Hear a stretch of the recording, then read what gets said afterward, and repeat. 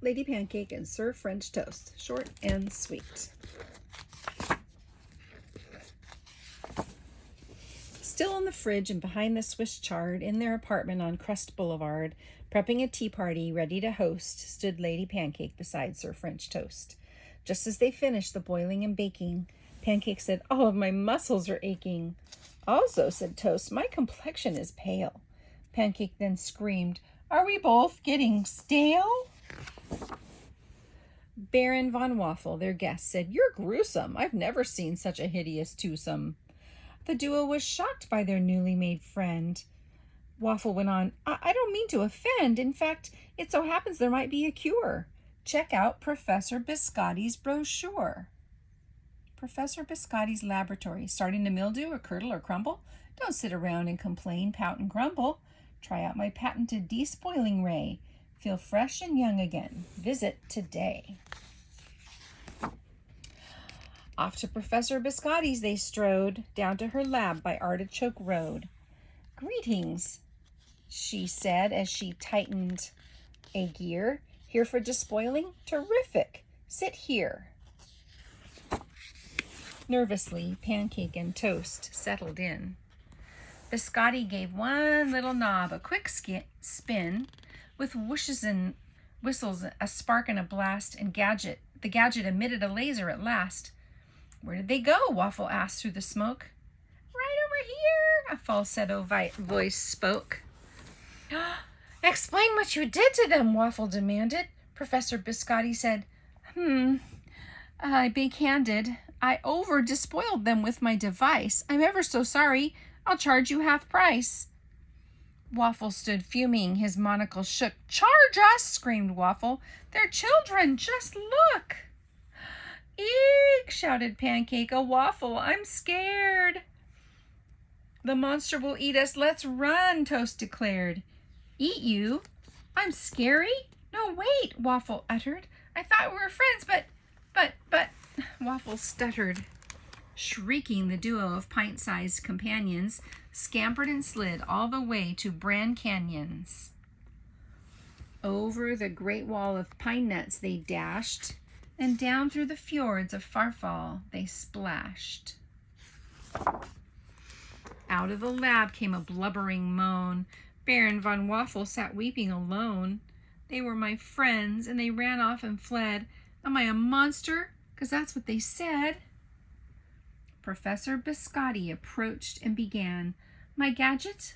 I'll fix it, but we need a plan." "Phew! Are we safe now?" asked Toast at Pie Pier. Pancake responded, "No waffles round here." Then in the distance they spotted Lime Square. Pancake said, "Race ya!" and Toast said, "I'm there." Down to the city they skipped and they hopped, until past a playground where both of them stopped. Pancake played fetch with a little pet nugget that scampered away when she offered to hug it. Toast tried the seesaw, the swings, and the slide. That's when he saw something better inside. Waffle, still sour, knew just what to do. This is the bait that'll capture those two. Biscotti kept working in her laboratories, while Pancake and Toast sat captured by stories, until the two children inhaled something sweet, and instantly both of them raced to the street. They followed their noses past fjord, wall, and hill, and then kept running and running until... "The old syrup trick," said Waffle with a smirk. "Professor, I've got him, so now, will it work?" She answered, "I hope so, or else this endeavor might cause your two friends to be children forever." It whooshed and it whistled, except nothing sparked. "Something is missing," Biscotti remarked. Waffle responded, "You've got to succeed." "Okay," said Biscotti, "but what does it need?" Waffle said, "Looks like the cogs are too slick. Maybe some syrup will do that. Will get them to stick." It whooshed and it whistled. It sparked and it blasted. And when the smoke emptied, they stood flabbergasted. Yes, said Biscotti. Success! They've returned! Waffle, however, looked rather concerned. Biscotti continued, Cheer up, you look awful. They called me monster, remember? Said Waffle. So you were the Waffle, said Pancake, appalled. But we were the monsters, French Toast then recalled. Waffle, forgive us, dear friend, Pancake moaned. We're ever so sorry, Sir French Toast atoned. Waffle stood silently, face filled with grief. And then Waffle let out a sigh of relief. I worried I'd lost my new friends, Waffle wailed. But everything's normal, you're back, he inhaled. Waffle, said Pancake, we'll always be chums. Exactly, said Toast, till we wither to crumbs.